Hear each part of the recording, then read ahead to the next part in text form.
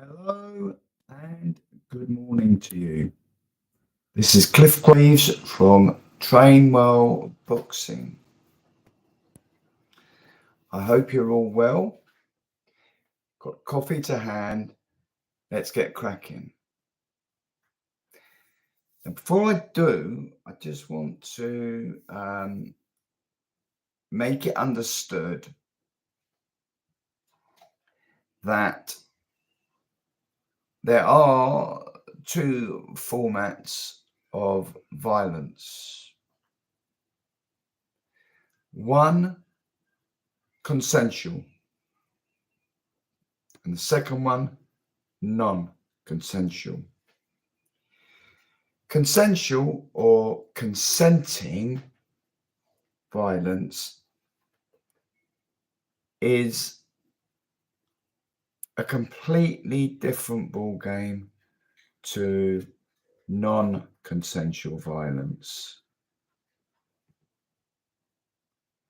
And I'll tell you for why. Just 1 second. Those of you that follow these, you know that I've got a very annoying dog that patters around. Just 1 second. Come on, out you go. Out you go. Come on, out you go. Out you go. All right, sorry about that, everybody. These audios rather, are very unedited. I prefer it that way because it does come across natural. And yeah, I just think it makes it a little bit more interesting. Anyway, so there are two formats of violence: consensual and non-consensual. Consensual violence is consenting. So that's anything where one or more than one individuals consent to having a violent altercation. That could be boxing, that could be kickboxing, that could be Thai boxing, that could be karate, kickboxing, knockdown karate, that could be wrestling, that could be fencing. That could be two drunkards going out on a Friday night to have a fight on the cobbles. It's all consenting. From a legal point of view, certainly here in the UK, I don't know about across over in America.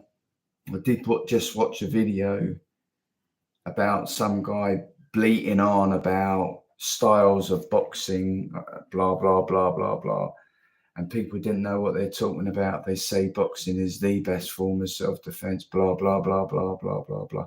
Well, I would counter that and say, I don't think you know what you're talking about with true self-defense. So, yeah, I mean, certainly here in the UK, it can and could be perceived by the courts, by the judicial system, if your hands go up in like a boxer's stance, high above your head, that really and truly you are contributing to that violent altercation. That's consensual. Non-consensual is everything else. You could have your arms down by your side. You could be walking away. You could be ambushed. Anything like that is classified as non-consensual. Okay. So we're just going to go through this in stages, bit by bit. British law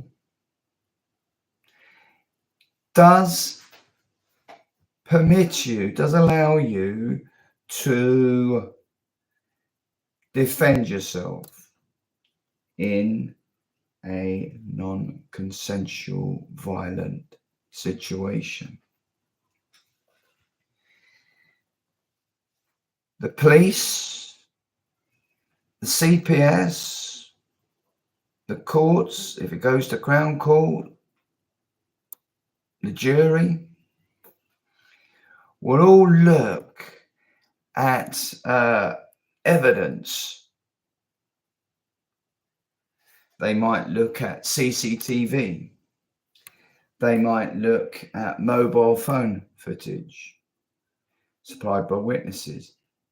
They would take into consideration witness statements. They might even bring in expert witnesses to either prove against or justify, in the case of your defense, that it was indeed non-consensual violence. And they're quite strict on this. They're quite strict on this here in the UK. If you're having a two-way verbal with some other individual, and it's been backed up by witness statements that you was effing and blinding and helping to fuel the situation, both you and the attacker, the guy that's kicking it all off, could find yourself wound up in the dock as co-defendants. The point I'm getting at, albeit it might seem a little bit long-winded, but I am getting to it, is in a non-consensual violent situation here in the UK, you are allowed to preemptively stop the attack, stop the threat with what they classify as reasonable force. And then when the threat has been nullified, to stop. So if you've got a situation, you might be standing at a bus stop, waiting to get the bus home. You've been to your evening classes. You get me? The type of situation. You're standing there peaceably. You're not offending anybody. You haven't offended anybody. You're just waiting for the bus to arrive and take you home. From nowhere, a drunk walks across the road asking you for money. Now, you say to the drunk, look, I haven't got any money. I've just got my bus ticket. What you got in the bag? The drunk says, I've just come from evening class. I've got just books, maths books, you know. I mean, I'm just waiting to go home. I don't want any trouble. This is where boxing really will stand you in good stead. Because although you would not put up a boxer's guard, you put up what is something very much like it, but it's a disguised boxer's guard. Okay?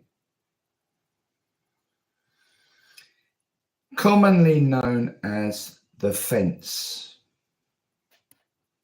And the philosophy behind that is,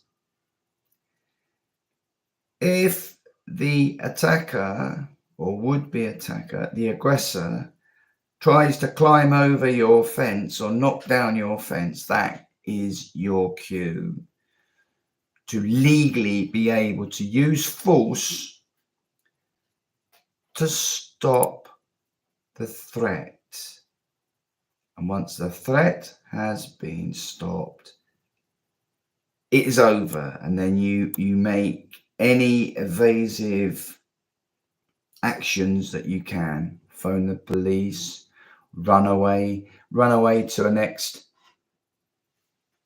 bus stop, run away and hide. I don't know anything, but you get out of it to a place of safety.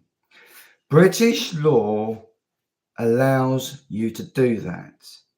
So we've arrived at that. Legally, you're in the right.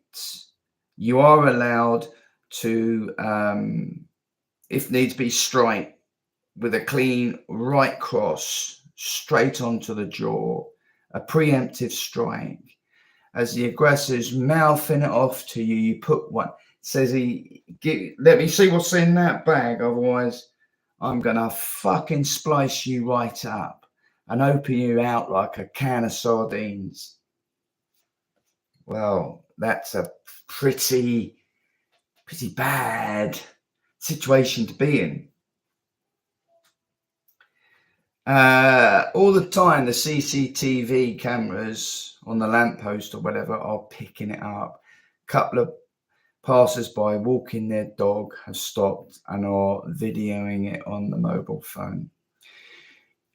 You fear for your safety and you act, okay, with a preemptive strike, like I've just said, or it could be an out of the peripheral left hook if you're right-handed, but you act preemptively. Now, this is why boxing is so good.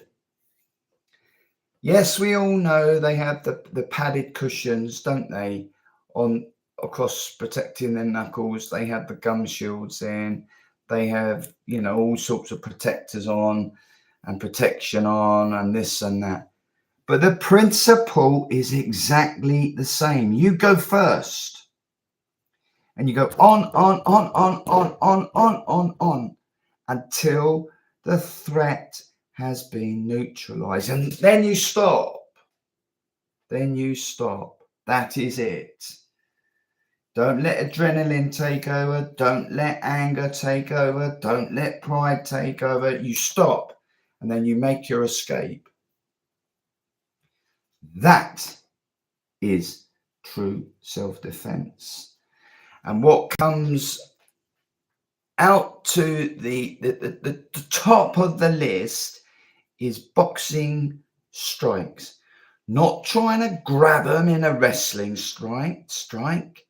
Not trying to hip on judo throw them over your hips.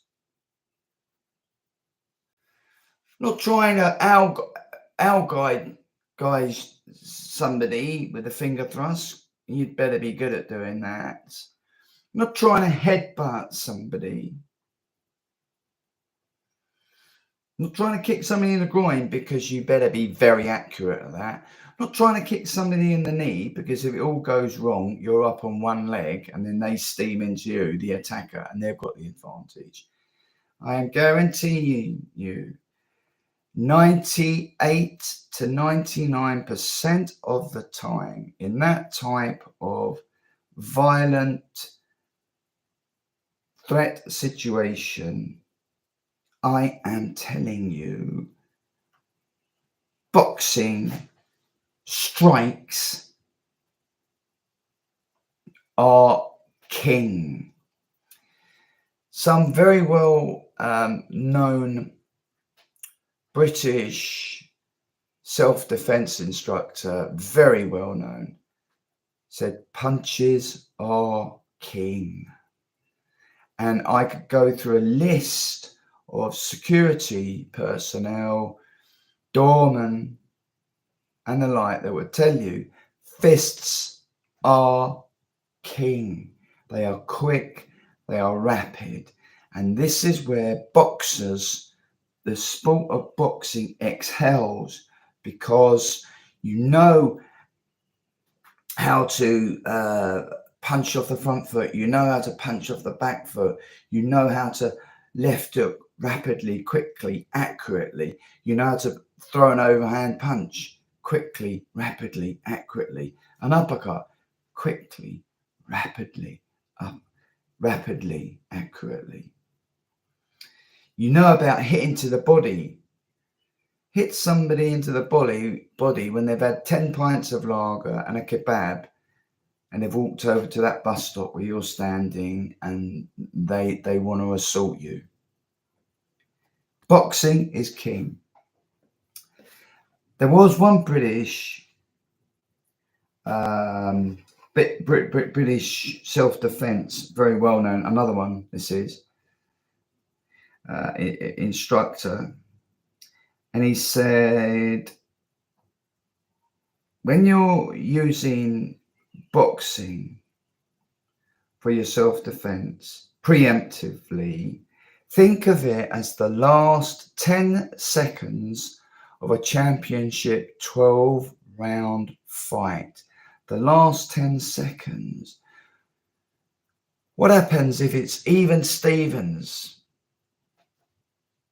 in the last 12 seconds and somebody shouts out, last 10 seconds? What do? You use everything and anything, your whole spirit, physically, mentally, put everything into that last 10 seconds to try and get a knockout. That is what non-consensual self-defense, when you apply boxing, is. Think of that last 10 seconds where you put everything into it. Then you will understand, truly understand, fists are king. So, yeah, thank you for that. And if this person from America cares to listen to this video, they may well learn something. All right. Thanks for listening, everybody. Ciao, ciao.